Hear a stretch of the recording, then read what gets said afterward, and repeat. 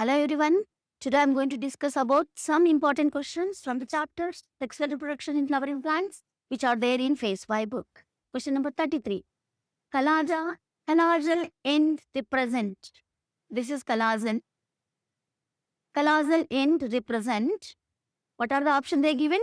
Basal part of ovule, apical part of ovule, basal part of ovary, apical part of ovary. What is chalazal end? I'll tell you now. Just see. This is ovule. Okay.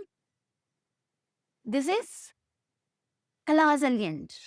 The basal end is called as chalazal end, where antipodals are present in the embryo sac. This is called as chalazal end. This is called as micropylar end. Micropylar end. This is chalazal end.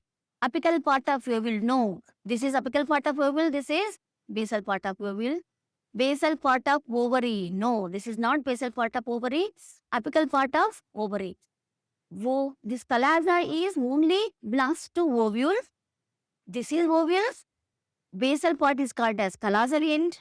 Apical part is called as micropylar end. So, answer is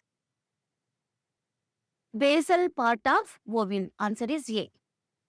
Thank you.